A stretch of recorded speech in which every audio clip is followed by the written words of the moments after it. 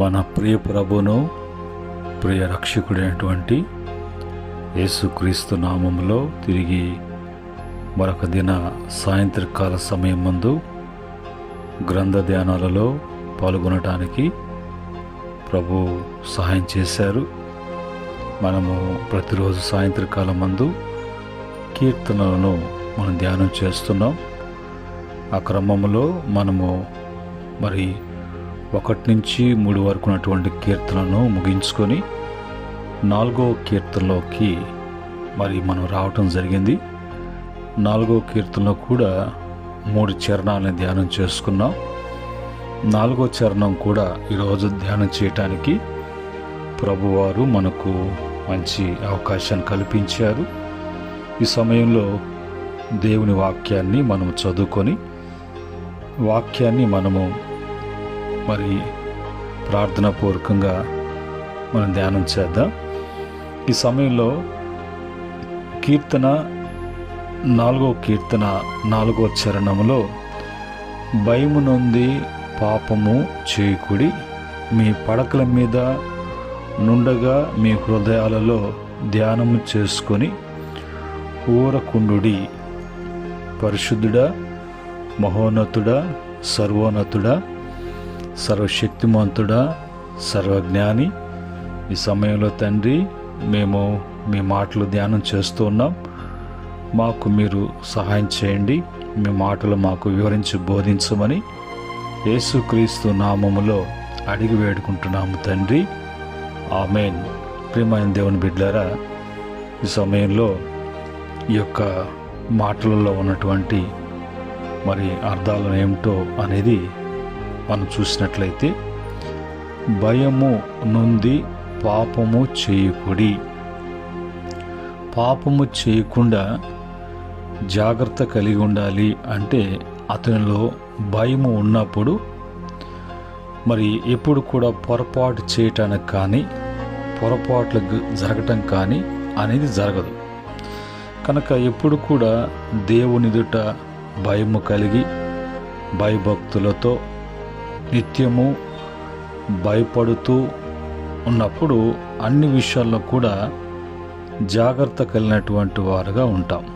అలాగనే అంటాడు, మీ పడకల మీద ఉండగానే మీ హృదయములలో ధ్యానము చేసుకొని ఊరకుండుడి అని రాయబడింది. మనం చేసేటువంటి ప్రతి పనిలో కూడా ధ్యానము అనేది ఉన్నప్పుడు, ధ్యానిస్తూ ఉన్నప్పుడు మనం చేసేటువంటి విషయాలలో అవి మంచివా చెడువా, అది ఎంత మాత్రము కరెక్టు అనేది ఆ ధ్యానములో అవన్నీ కూడా వివరించబడతాయి.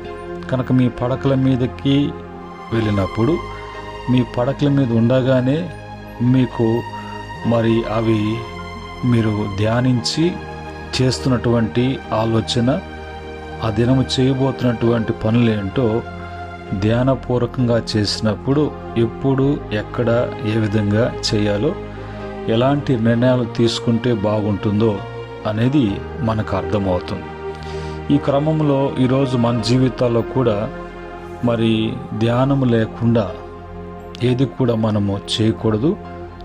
అలా చేసినప్పుడు మనకు ఒక ఆలోచన లేకుండా లేక ధ్యానం లేకుండా చేసాం కాబట్టి అందులో నష్టాలు రావచ్చు, పాడైపోవచ్చు. అలాంటి వాటిలో మనము ఇబ్బందులు పడేటువంటి అవకాశం ఉంటుంది. కనుక ఈరోజు ధ్యానము అంటే ఎలాగ చేయాలి,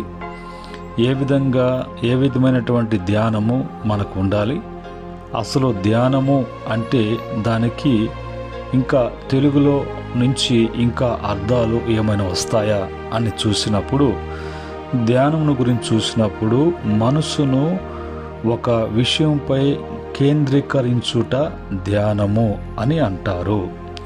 రెండోదిగా శాంతితో ఆలోచించుట అనేది ధ్యానం అంటారు. లోతుగా పరిశీలించుట ధ్యానము అని అంటారు. దేవుని విషయాలను ధ్యానముతో మనసులో ఉంచడం అనేది ధ్యానం అంటారు. ఆ విధంగా సరళమైనటువంటి అర్థాలతో మనం చెప్పుకోవాలంటే ఆలోచనల్లో నిలిచిపోవటము అనేది ధ్యానము.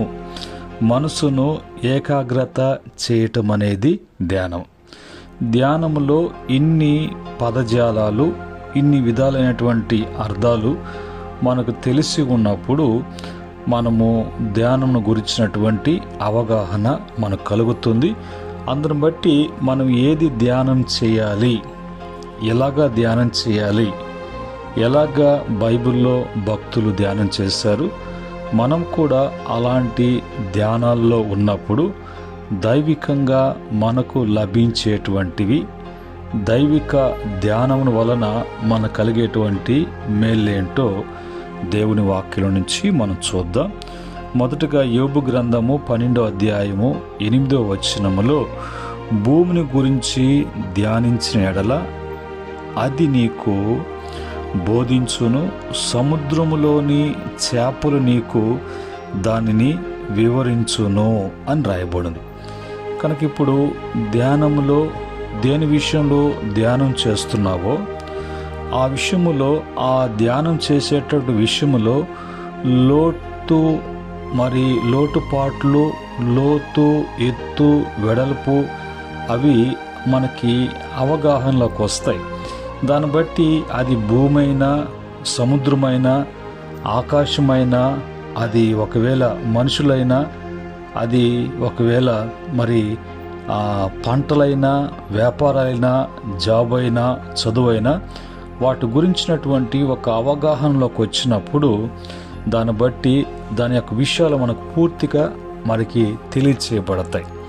ఆ క్రమంలో మరి బైబిల్లో నుంచి మనం ఒక మాట తీసుకొని చూసినప్పుడు కీర్తన 19వ కీర్తన 14వ చరణంలో, యెహోవా నా ఆశ్రయ దుర్గమా, నా విమోచకుడా, నా నోటి మాటలను, నా హృదయ ధ్యానమును నీ దృష్టికి అంగీకారములగునుగాక అని అంటాడు.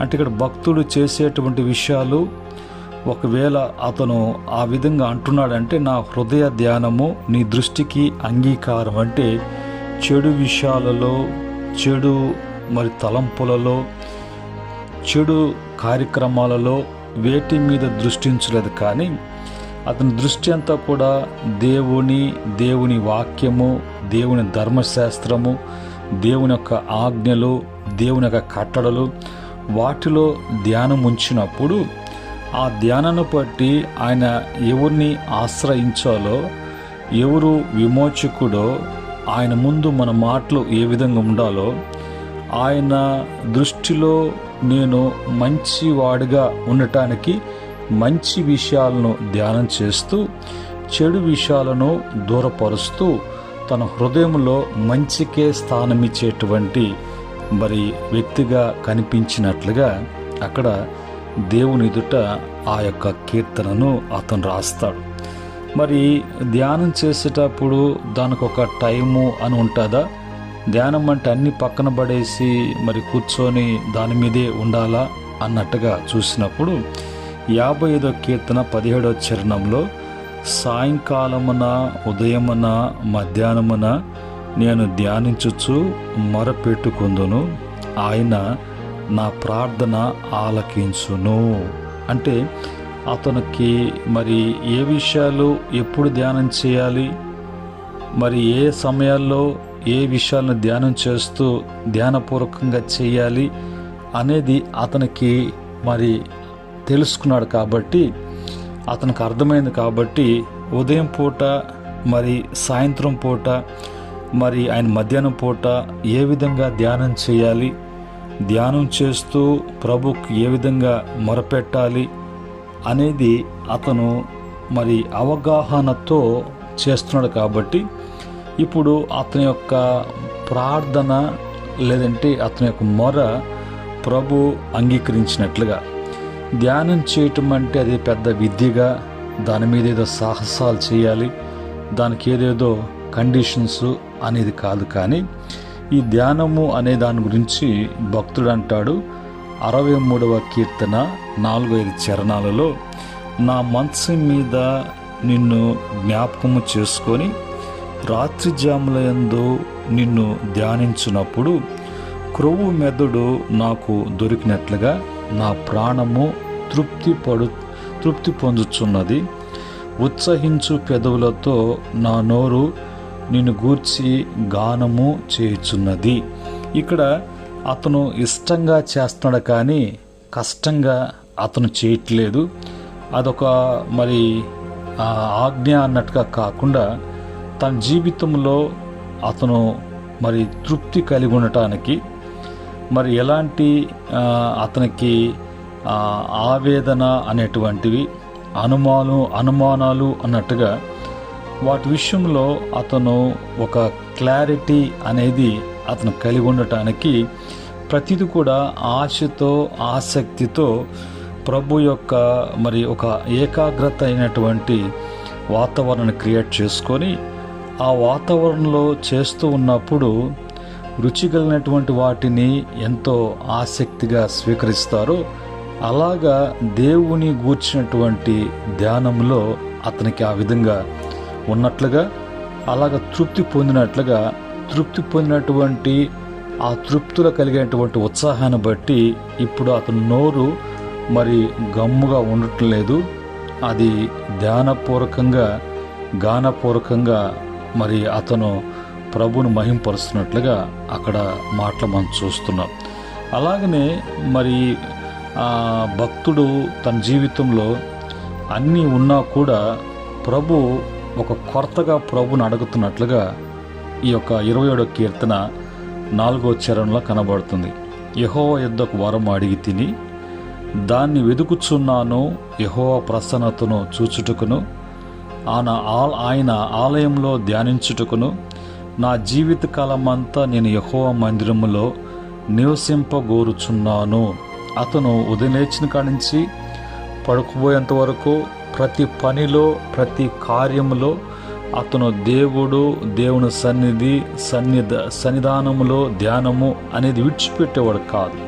అయినను కూడా అతనికి ఏదో లోపం ఉన్నట్లుగా తిరిగి మళ్ళీ ఏమి అడగాలో ఇది అది అడగాలని కాకుండా అతనికి ఏది ఉందో దాన్నే తిరిగి మరి వరముగా అతనికి ఇవ్వబడినట్లుగా అతను వరంగా స్వీకరించడానికి అది పదే ప్రభు యొద్ద నుంచి పొందుకోవాలన్నట్టుగా ప్రభు సన్నిధిలో అతను మరి ప్రార్థన చేస్తున్నట్టుగా ప్రభుకి మనవి చేస్తున్నట్లుగా ఉన్నది.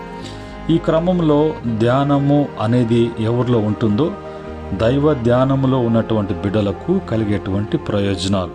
కీర్తన 119 కీర్తన 99 చరణములో నీ శాసనములను నేను ధ్యానించుచున్నాను, కావున నా బోధకులకందరికంటే నాకు విశేష జ్ఞానము కలదు. ధ్యానములో విశేష జ్ఞానము లభిస్తుంది. రెండవదిగా కీర్తన 1వ కీర్తన 2-3 చరణల ప్రకారంగా యెహోవా ధర్మశాస్త్రం ఆనందించుచు దివారాత్రములు దాన్ని ధ్యానించువాడు ధన్యుడు అంటూ ఆ 3వ చరణంలో ఆకు వాడక తగిన కాలమందు ఫలమిచ్చు చెట్టు, ఆ చెట్టు నీటి యోరన నాటబడిన చెట్టు ఎలాగుంటుందో ఆ ధ్యానం చేసేటువంటి ధర్మశాస్త్రాన్ని ధ్యానం చేసేటువంటి వాని యొక్క జీవితము, కుటుంబము, భవిష్యత్తు మరి అలాగా మరి ఉంటుంది అన్నట్టుగా అతని జీవితంలో మరి సఫలపరచబడమే అనేది చూస్తాడు. కానీ అతని జీవితంలో ఓటమి ఎరగనటువంటి వాడుగా ఉంటాడు. కారణము అతను దైవ ధ్యానములో ధర్మశాస్త్ర ధ్యానములో అతను దివారాత్రములు అందును బట్టి అతని నిర్ణయము, అందును బట్టి అతను స్టెప్ వేయటం అనేది జరుగుతుంది. కాబట్టి ఆ క్రమంలో మరి దేవుని యొక్క వాక్యలో ముందుకు పోయినప్పుడు అక్కడ రాయబడినటువంటి మాట కీర్తన 119 కీర్తన 148 చరణంలో నీవిచ్చిన వాక్యము నేను ధ్యానించుటకై నా కనులు రాత్రి జాములు కాక మునిపే తెరుచుకుందును అని అంటాడు. అంటే ఆ వాక్యం పట్ల మరి దేవుని పట్ల, దేవుని సన్నిధి పట్ల, దేవుని కార్యాల పట్ల అతనికి ఉన్నటువంటి ఆ ఆశను బట్టి, ఆ ఆశతో ఆ ధ్యానంలో వచ్చేటువంటి మరి ఆ గొప్ప వివరణ బట్టి తెలియచేస్తున్నటువంటి విషయాలను బట్టి ఎప్పుడు కూడా అతని యొక్క మనసు ఏకాగ్రత ఎలాగుందంటే అతను సుఖపడాలా సుఖభోగాలు అన్న కాకుండా ఎప్పుడెప్పుడా అన్నట్లుగా అతను మెలకుగా ఉన్నట్లుగా అతని యొక్క అనుభవాన్ని తెలియజేస్తున్నాడు. ఈ క్రమంలో మరి బైబిల్లో ధ్యానించినటువంటి గొప్ప భక్తులు ఒకటి ఇస్సాకు. ఆదికాండము 24:23లో ఆయన సాయంత్రం అయినప్పుడు తన పొలంలోకి వెళ్ళి అతను ఒక ఏకాగ్రత వాతావరణాన్ని అతను సమకూర్చుకొని అతను ధ్యానం చేస్తున్నట్లుగా అక్కడ చూస్తున్నాం. అతని జీవితంలో ఆ ధ్యానము అనేది అతని నూరింతలుగా ఫలించే విధముగా ఎన్ని శ్రమలు ఒత్తిళ్ళు ఆటంకాలు వచ్చినా ఈ యొక్క దైవ ధ్యానంలో ఉన్నటువంటి ఇస్సాకు దైవ ధ్యానంలో ఉండి ప్రభువుని ధ్యానిస్తూ చేసేటువంటి ప్రార్థన మొర అతనును మరి అంతకంతకు వృద్ధి చెంది తనది కాని దేశంలో గొప్ప అభివృద్ధిని చూడగలిగినాడు అంటే అతను ఉన్నటువంటి దైవ ధ్యానము. రెండవదిగా యెహోషువను గురించి మరి యెహోషువ గ్రంథం 1:8లో అక్కడ అంటాడు, నేను చెప్పినటువంటి ప్రతి ఒక్క మాటను ధర్మశాస్త్రాన్ని తప్పిపోకుండా వాటిని ధ్యానపూర్వకంగా ఎప్పుడైతే నీలో మరి అన్వయించుకుంటావో స్వీకరిస్తావో నీ మార్గాలను అంతకంతకు వర్ధిలింప చేసుకుంటావు యెహోషువ అని ప్రభు స్వయాన మరి చెప్పినట్లుగా మనం చూస్తున్నాం. మూడవదిగా దావీదు జీవితంలో ఎప్పుడు కూడా అతను దైవ ధ్యానంలో ఉంటున్నాడు కాబట్టి చిరకాలము యెహోవా మందిరములో నేను మా జీవిత కాలం అంతా కూడా నీ మందిరములో నీ సన్నిధిలో అని కోరుకున్నాడు. కానీ లోకంలో ఉన్నటువంటి ఆర్భాటాలను ఎప్పుడు కూడా అతను కోరుకున్నట్లుగా అతని జీవితంలో ఏది కూడా కనిపించలేదు. కనుక ప్రియమైన దేవుని బిడ్డలారా, ఈరోజు మనము ధ్యానం చేస్తున్నప్పుడు మనకు అనేక విషయాలు మరి దేవుని యొద్ద నుంచి మనకు తెలియచేయబడుతుంటాయి. మనము ఆ యొక్క తెలియజేస్తున్నటువంటి మాటలను బట్టి మన పొరపాట్లు మనకు తెలుస్తున్నప్పుడు దాని ప్రభావం ఏ విధంగా మన మీద చూపిస్తుందో అనేది మనకు అవగాహనకు వచ్చినప్పుడు భయము మరి కలిగి అలాంటి వాటిని విడిచిపెట్టి ఎప్పుడు కూడా మరి ఆ యొక్క సందర్భం వచ్చినప్పుడు దైవ ధ్యానములో వాటిని విషయంలో జాగ్రత్త కలిగి వాటి వైపు చూడకుండా వాటి మాట ఎత్తకుండా వాటి తలంపులు మదిలోకి రానియకుండా వాటి విషయం మీద మనసు పెట్టకుండా ఉండటానికి ఈరోజు ప్రభు ఈ యొక్క మాటల ద్వారా మనతో మాట్లాడుతున్నారు. దీన్ని బట్టి దేవునికి ఇష్టలుగా ఉంటారు, దేవుని యొక్క పరిశుద్ధత కలిగి ఉంటారు, దేవుని యొక్క కృపలు వర్ధిల్లుతారు. అటు సహాయము దేవుని వలన మరి దేవుని బిడ్డలకు అవన్నీ కూడా ప్రభు అనుగ్రహించునుగాక. ఆమెన్. పరిశుద్ధుడైనటువంటి తండ్రి, కృపగలైనటువంటి మా దేవ, ఈ యొక్క సమయంలో దైవ ధ్యానము విషయాలు మాకు బయలుపరిచారు. వింటున్న మా ప్రియ బిడ్డలందరూ కూడా బలపడటానికి బిడ్డలు ఆ క్రమంలో ఉండి మేలు పొందుకున్నటకు బిడ్డలకు నాయన అన్నిట్లో కూడా మంచి జరగటం కృప దయచేయమని యేసుక్రీస్తు నామములో అడిగి వేడుకుంటున్నాం తండ్రి. ఆమెన్.